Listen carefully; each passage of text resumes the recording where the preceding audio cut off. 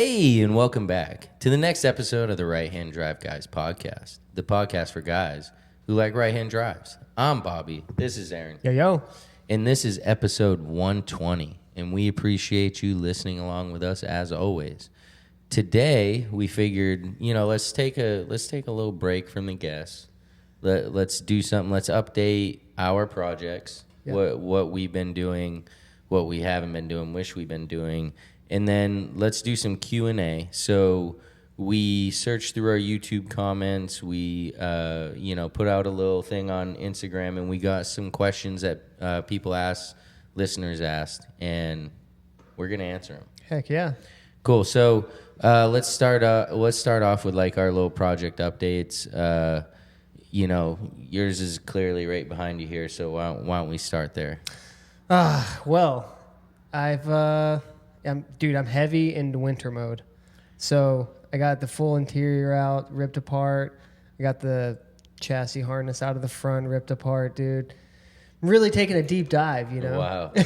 That's cool. Getting to know your car. That's pretty legit. Yeah. So I'm preparing to do this SR swap, and I'm redoing some of the wiring and relocating the engine bay fuse box to the interior just to clean up the bay and, give it a nice look. Yeah. But yeah, I've been stacking and collecting parts for this SR. The other day, I did come across on Marketplace, actually, of all places up here, an HKS clutch and a 𝐇𝐀𝐒 flywheel. Wow. So that was pretty cool. That is cool. When I went to pick that up, I met a dude, Ryan, from 𝐇𝐀𝐒𝐇𝐄 Co. Limiter Glove Yeah, Company. he has a pretty cool little setup. Some nice gloves, like mechanic type gloves. Wow. Yeah, he hooked me up. And where's this guy from?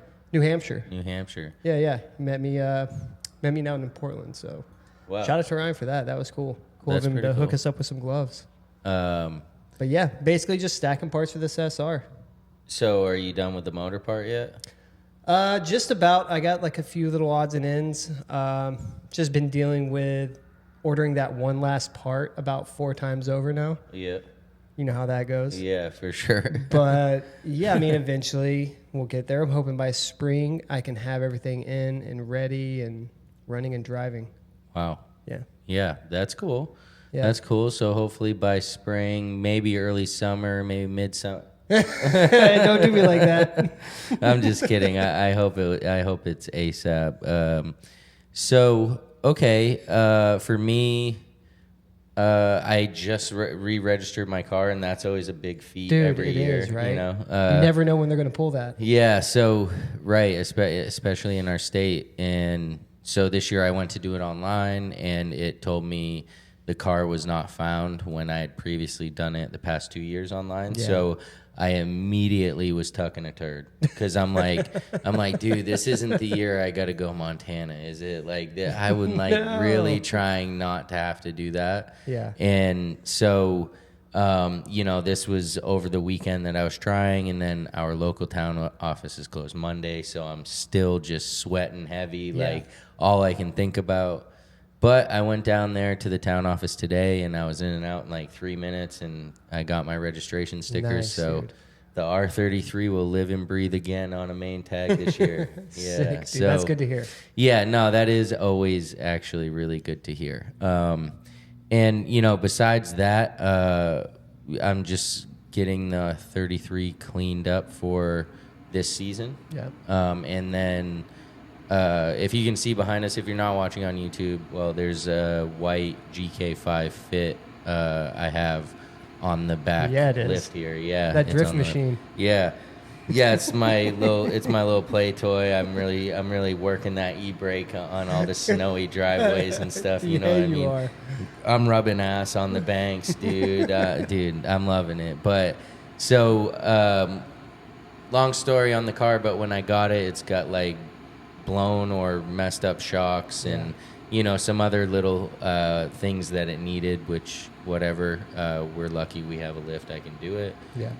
So I got some 𝐇𝐀𝐒 basis or basic Z's, whatever the lowest low of the coilovers are, and so I'm currently installing those behind us and fixing a little exhaust leak. Nice. And then the 34 in Japan by Top Rank. I'm seriously considering doing their chassis refresh. Oh yeah. Yeah, because I'm already having them do the clutch because that got smoked at the track day. Yeah. So What are you doing for the clutch? the Nismo twin disc copper mix. Nice. So Yeah, those are solid. Yeah, with the Nismo flywheel, but yeah. So I'm debating while it's at the Shizuoka technical facility. I can also have them do the chassis refresh, which is pretty much every part on the underside of the car for the most part, besides the actual coilovers and the brakes. It's it's everything under there, every nut, every bolt, subframe, like everything gets refreshed. So I've been told that makes it feels like brand new. It tightens up the car like crazy. Like your response is there. You can feel, so considering that, but that would pretty much be probably it before it comes over here. Yeah. I wanted to have them do some motor work, but I don't think that's in the You stacking any other parts for that thing? Yeah, well, I got a whole stack of parts for the thing, for sure. A whole corner of this garage is just the parts. I recently did acquire the 19-inch gun mat LMGT4s for the 34, so I am excited about that. I saw him on Tommy F. Black 34 at Fuji. Oh, yeah. And I was just like, dude, these are nasty. They are so nasty. So I'm excited to be able to have those on my car, but first time 19 owner, this FL5 has 19s? I think so. Yeah, 19s, but I haven't had to buy tires for it. So I buy the rims, right, because they're super limited. I'm finding a pair that, whatever. Yeah. I get them here, and then I look up tires. And I'm like, dude, what do you mean they're this much, dude? Whoa. Yeah. Can I buy 18s and, stretch it? Is that what stretching is, dude? No, but... That'd be rough. Yeah, no, it's cool, though. It's part of it. If you want to play, you got to pay, right? Yeah. I mean, you can get cheap tires, but I don't know. I feel like there's no in between for 19s. It's either, bottom of the barrel cheap or... high-end, expensive tires. But, I mean, at least you got a good selection on the high end, I guess. Yeah, and, the car is not getting 30,000 miles a year. So, in that sense, you buy one great pair of tires, and they're probably going to last you for a while. Yeah, for a couple years, probably, right? Yeah, because if I ever take it, which I plan to, if I take it to the track, I'm not running 19s. Right. I'm going to throw my 18s back on and whip those. So, it is what it is. But... yeah, so that's pretty much what's up with me, you know, for the most part. Cool. So what we can do for the Q&A is I have the Instagram, he's got the YouTube questions. Oh, yeah. And pretty much we will just kind of swap back and forth between asking the questions, and then we'll both elaborate on the questions together. Yeah, sounds good to me. So you have one more than me, so why don't you start? All right, I'll start first. So you gotta shout them out, whoever asked the question. All right, so let's see. I'm gonna pick a good one for the first one. All right, Bayon Mohammed 9648 asked, Muhammad, man. Would love to see more on maintaining older JDM cars. Any tips for sourcing parts? Ooh. It's a pretty good question. Yeah, it is. There's a lot of ways you can go with that, too. Yeah. If on the low end, you're looking for, budget parts for some of your cars, or you're trying to, find something you can't necessarily get at the dealer, the best thing you can do is search and see if you can find a crossover part that also came on an American car. Yeah, that's for sure. That's what I was going to say, too, is first and foremost, you need to have your crossover list so that you can actually source these parts as cheaply as possible instead of going the route of buying the expensive pieces because you didn't realize that, these two cars actually share a part that is common. Correct, yeah. So, a lot of in the 90s, a lot of these Japanese cars, they definitely shared a lot of parts, and a lot of parts will bolt on and technically be like an upgrade. So you can do it that way. The other way is to find the part number, and for the popular cars at least, there's a lot of companies that are starting to sell OEM parts, like Z1 is a good one. Dylan from Nismo Parts Plug. Yep. He always hooks it up. Terra Firma. Yep, Terra Firma is a good one.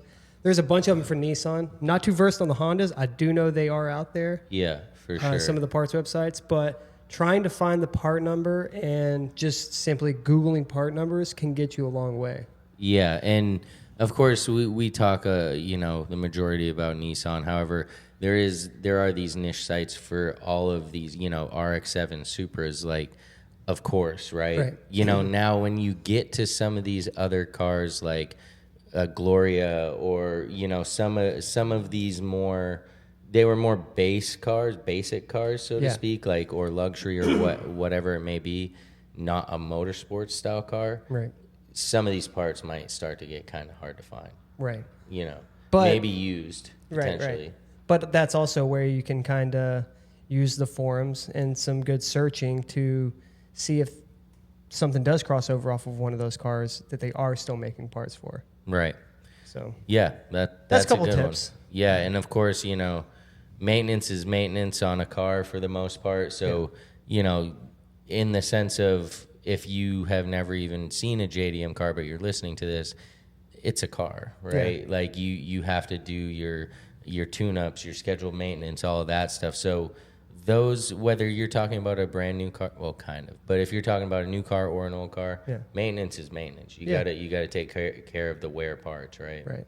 And also, one last thing with those part numbers, don't be afraid to call your local dealer and just see, like, hey, can you order this part number for me? Hey, do you have this in stock maybe? Could go a long way with that as well. Yeah, absolutely. Yeah, I mean, it doesn't hurt to ask. Right. All right, so sumo_spirit, he asks, this is on IG, Lawson's, Family Mart, or 7-Eleven? Damn, almost went sad with it. Yeah, seriously. Yeah, that's a tough one. All right, I'll let you speak your mind. It's tough, I would say 7-Eleven first, Lawson second, Family Mart last, in that order. Yeah. Basically, I don't know, 7-Eleven, like, it's the classic. Can't go wrong with it, dude. They're gonna have that chicken and that. Yeah. They're gonna have that, right? Lawson, also very good. I don't know. I mean, they all pretty much got the same stuff. I guess just like a different vibe to each one, and like their hot food selection is a little bit different. Mm-hmm. I think Family Mart is the one that we just go into least. Yeah. It's usually just we're looking for the Lawsons or the 7-Eleven. That's the ones we're always. Yeah. No, that I agree. My answer is pretty much the same. I mean, 7-Eleven. Like, I like their sweets a little better. Yeah. Lawson, I like their, like, kind of baked items a little better. Their fresh baked stuff. And then Family Mart's Family Chickie is the classic, chicken in the thing. Oh, yeah. Like, it's like the classic. So, and what I found was on my last trip was the Family Chickie is more juicy than 7-Eleven and Lawson. It's like, it's just more juicy, I noticed. So that's probably where it gained its notoriety. I don't know. I think they're injecting that shit, dude. Like, I can't believe it. I broke that thing in half, and there was a pile on my lap, like, of just liquids. I was like, dude, what? This thing just friggin'... Did I spill water? Like, what's going on here? Yeah, so, I mean, I would agree, that it's... They're all awesome compared to what we have here. Yeah. That's for damn sure. Yeah. All right. What you got off YouTube? Awesome. I got Rena Nation asking, I'm new to JDM cars. What's a good starter model for someone on a budget? Now, I wish Rena Nation had said on a budget of... Right. Yeah, we're all on a budget, right? Yeah, I'm on a Some budget bigger too. than others, huh? Yeah, so, I mean, let's just say she's, like, let's just say, not whoever it is, has a $10K budget. Yeah. What's the car? I mean, it depends on what you want to do. I Like know. you can get a lot of a car for $10,000, but you can also get Not shit. you're right. You can get a shitty Skyline for $10K, but you can get a really nice fucking K car for $10K. Right. So, but I don't know. I guess to answer that, like, I don't know. Just probably try to find a Honda. Yeah, Because- if you can find a Honda for $10K, like you could find a like VK3 or whatever EK hatch. Yeah. Like with a few more miles on it. It's not quite the Type R, you know. But if Right. this is your first JDM car and it's manual transmission, then Yeah. you're like in good shape. Yeah. And another thing, the parts are easy to find for those. Yeah, there's a lot of crossover. And there's a lot of models that aren't popular in the States that are, huge overseas. Yeah. So like, not even K cars, but like the City, not the City. The City is a K car. That's a Honda, yeah. Is it the Life, I believe? It's a little bit bigger. Yep, the Honda Stuff Life, like that. Yeah. I mean, there's a lot of cars like that you can get for under 8K, under 6K, already landed. I mean, the easiest thing would be to just hop on Marketplace and see what you can find. I'm just gonna tell you straight up, just get a Beat. That's Yeah. just that's what I would do. I would just get a Beat if I'm looking for under 10K. I want a reliable. I mean, a Beat is sweet, Yeah. and if you're a female, like that's hecka sweet, dude. Your top's down, your hair's flowing. Like, let's go. What do you mean, dude? That's good for me too. Oh, that's good for you too. Got my hair dude. flowing. What's up? So yeah, I mean, you know, for that question, you really have to know what you want. You have to Right. be specific. If you come to us with specific, I want a drift car for a first time drift car for Right. under 15 grand. That's going to be a lot easier to give you a suggestion. Right. You know. But I mean, something like that. Just I mean, keep it. Just look at the main ones. Look at Hondas, Nissans, and Toyotas, I guess. And you can't really go wrong with those three as far as Daihatsu. yeah. You Some of could those get get a little weird, Yeah. like with the parts and stuff. But Yeah. yeah. All right, for my G, this is actually our buddy TJ Prestoroni. Oh, nice. Yeah, I think that, dude, I hope I'm not butchering your name after years, dude. I hope that's your last name, brother. But so he asks, we be coming to Grid Life Circuit Legends and Staggered Motorsports Festival this year. Where's the cricket? Where's? Would love to. Yeah, Would dude, absolutely that sounds love to. sick. Like, Yeah, those events are sick. at least Grid Life, that I would love to make it there. Like, Yeah. I really want to. I mean, our current situation in business makes it hard for us to make some of these events. Yeah, You know, absolutely. because cars are awesome. We love cars. You know, that's the passion. But currently, the passion doesn't pay the bills. We would love It's super for fun, it though. too. Yeah, Yeah, it's yeah. fun. It's great. We would love for it to pay the bills.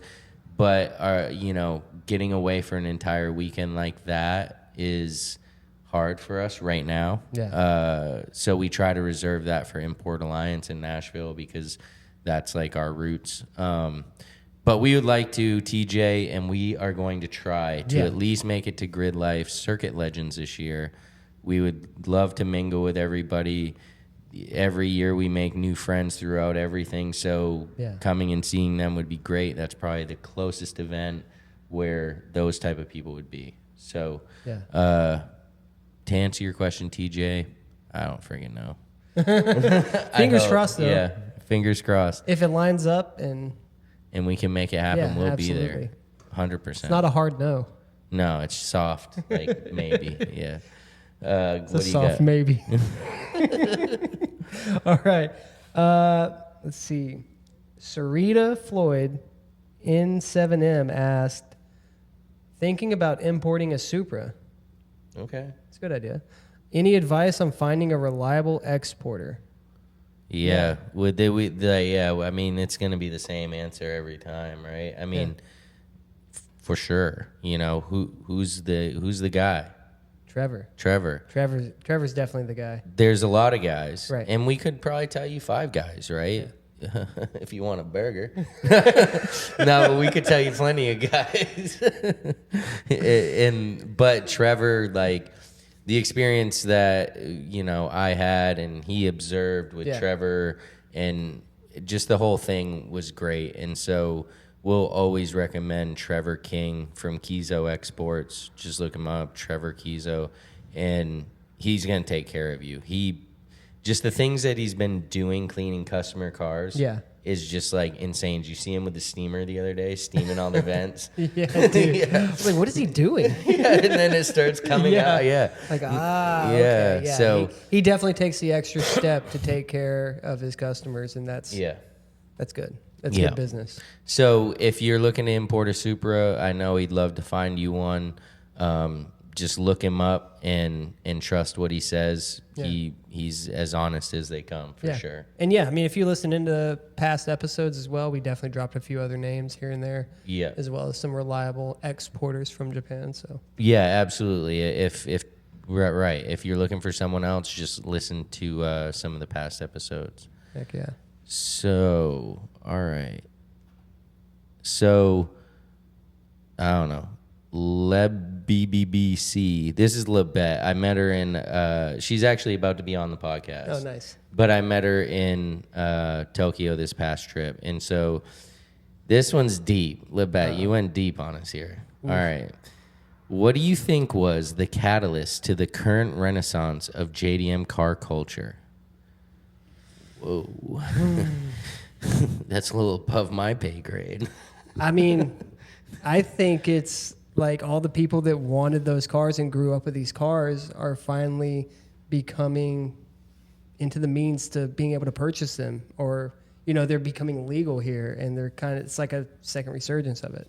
Yeah. I mean, I would agree that it's the turnover of people our age that when it was really a thing, we were kids or just growing up and money wasn't there for that unless you had money, right? Right. So now, 20 years later, all of us are the age where steady jobs, disposable income, and then, you know, beyond that, right? Of course, what is it? It's these freaking amazing cars turning 25 years old. Yeah. I mean, that's like a huge part of it is when it first was a thing, the first wave, these cars weren't 25. We couldn't get them. It was just kind of gray market cars that were already here, whatever. Yeah. Now these things start turning 25 years old, and boom, that disposable income has a place to go. Yeah, and now these cars are over here on U.S. soil, being seen, creating motivation, creating desire. So I think a mix between that disposable income and the 25-year rule is like it came to a head, right? It's like almost the perfect storm of like, now I got money and I want a goddamn Skyline. Yeah. Right? So pretty much. And I think, you know, even just in pop culture as well, like you see JDM cars and drift cars and music videos and like all this other thing. So it's also becoming like this hype thing that mainstream type thing. Right. People don't know the specifics of what they're looking at, but they know they're looking at something cool. Right. Yeah, and they like it a lot. And and so that's where now we're gaining some of the younger ones. Right. Isn't because necessarily it's being handed down to them. It's from that pop culture thing. Travis Scott having dudes drifting around him during his music video. And these kids are like, dude, drift dudes are sweet. And now you just gained X amount of people, right? Yeah, I mean, Lebet, I hope that answered your question, because that was a tough one. Yeah, for sure. That's the best I could answer it. All right, well, hopefully you can kind of give us something to go for here. All right. Can you do a video comparing right-hand drive versus left-hand drive? It's such an interesting topic. Can't do a video on it, but we can chat on it real quick. Yeah. The difference between left-hand drive and right-hand drive. Wow. In some cars, I've heard that it's actually just mirrored.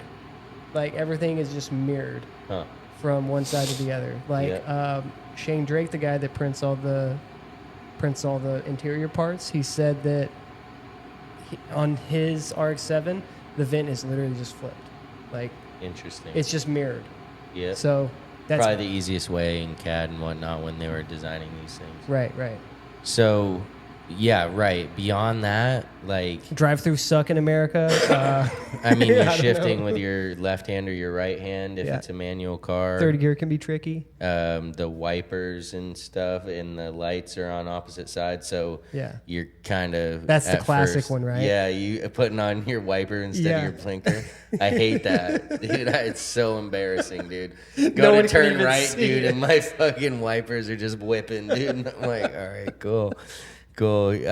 But yeah, I mean, I honestly don't think there's a ton different. Yeah. You know, like firewall is different. Right, right. Poles are on the opposite side. Yeah, I mean, it's really kind of basic. I can see how it would seem intimidating to somebody who's just getting into it, but once you are around them, you're like, oh, it's just the same thing, but on the opposite side. Yeah, exactly. Pretty much. Cool. All right, me. This is my last one, I think. Okay. Let me see here. So. You're this is a tough. I think I know who this is. Yeah, I never can pronounce it. Ural Sky Vlogs.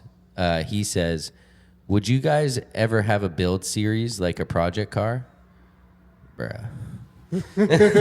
No, so I definitely get what he's saying. I would love to do like a build series. Yeah. You know, where we had a mutual project car and we're responsible for different parts of the build. Yeah. And then it all comes together. I would love to do that.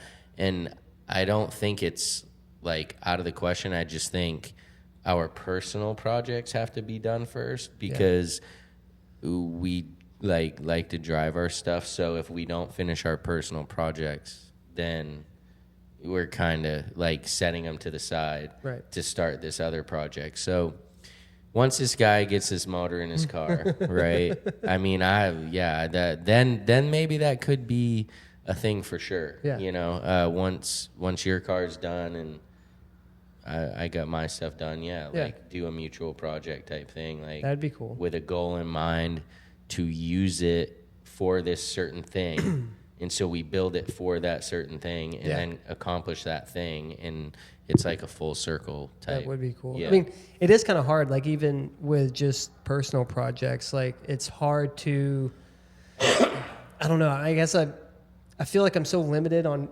time on working on it anyway. Whenever I get in the garage and like get locked in, it's hard to like, oh, wait a minute, I gotta go set up the camera. Oh, I gotta, get the shot of this. Dude, once you're logged in, you're like the Tasmanian devil, dude. There's just shit flying everywhere, dude. It's fucking insane, dude. Smoke. Like, I'm like, wow. Exactly. So I would like to. I tell myself I'm gonna start doing that. It's just, it's hard to get started when you feel like you're limited on time and the last thing you want to do is to stop, get out of that groove of, working on this thing to set up a different camera shot or, record some audio or whatever it might be. Yeah. It's tough. Not saying it's impossible, but it is tough. And the dudes that do that type of video, the vlog style, or build projects. Yeah. I mean, but if there's two guys and I think it's easier if there's two guys. One guy's like doing the camera while you're doing your part of the project, whatever. So right. To answer your question, we're definitely going to try. Yeah. It would be fun, absolutely. And thanks for the inspiration on that. Absolutely. You got us talking about it, dude. So we appreciate that. You must have one more? Yeah, I got the last one. The breakdown of auction grades was so insightful. Can you elaborate on common red flags? This guy is talking about red flags whenever looking at cars and inspecting cars. Like online at the or what? Yes, I mean it would be looking online or I guess in person. So online, I mean the auction pictures always suck. Yeah. You got to get the car VX if you're serious about a car. Yeah, and I have seen a few other people that offer a little bit of a deeper dive into it. Mm-hmm. I'm not sure how they do it or where they get their info from or if they can do that on every single VIN. Mm-hmm. But I have seen a few other people on Instagram doing that type of like auction translation. I don't know. I don't know what to call it, but auction info, I guess. I mean, that's like number one is getting like info from Japan, like car VX, I would say, when it comes to online stuff. And then I always like, if it's a gray, I always just put it a gray below, or I'm like, oh, it's a 4, so it's a 3. Yeah. You know, I'm just like, that's just the way I think about it. Right. And so my standards aren't like, I think I'm getting a 4. Yeah. Oh, shit. Damn, that's actually just a 3. You know, if I think I'm getting a 3, I'm okay with the 3 that I got, you know? Right. So that's what I do when it comes to online. But I mean, also, you know, of course, it's just like reputable sellers. You need to work with reputable exporters and or reputable dealerships, you know, that type of thing. And that's going to save you a lot of hassle right there. Don't just go to the dude with the one that is 30% less than all the others because you're trying to save that money. Yeah. Like, you're going to be pissed. Yeah, and there's a reason why. Yeah. Like, there always is. This day and age, there's a reason why. Right. Nobody's just losing money just to sell you an S15 for cheaper. Right. Like, no, that S15's been drifted into 16 concrete barricades. Dude. Yeah. You just don't know it. Yeah, so, I mean, I guess, you know, a good thing would be to look at the auction sheet first, see if the car is in person and you can see it and you can still look at the auction sheet, look at where there's any marks on the body on the sheet, and then, you know, walk around the car and go to those spots where, like, this panel was replaced or this panel was repaired or repainted or whatever it might be. Try to figure out how bad it is or how deep it is before you go purchasing. I mean, just be as picky as possible. Yeah, like, I mean, you know, the if you're more you spending look, your the money, more you'll find. Right, exactly. I mean, and it's just metal, and they're just cars. So, like, you can pull panels and, like, look, like, in the quarter panels and stuff like that to see if they've been smashed or... There's a lot you can do. Yeah, pull that trunk carpet and see how it looks. I wish I had done that before I bought this 33. You know, there's a lot you can do. That one's very the spare tire well, like, there's always issues where there's a water leak and there's water sitting down there and it ends up rusting out. Yeah. But that could also mean that there's other things throughout the car that are like that. So. Yeah, I mean, just look. Right? If you got a buddy who's into body stuff, give him a call. Be like, hey, is this little wavy thing normal? Yeah. You know, whatever. Sweet. Okay, so that was the Q&A, guys. We definitely appreciate people who submitted the questions. We love elaborating on them. If you had one but didn't get it in, shoot us a DM. I'll save it for the next Q&A episode. No problem at all. Okay. Find us on Instagram, YouTube, at rhdguis.com for episode 120. The Q&A and the update on our projects. I'm Bobby. This is Aaron. See ya. Peace.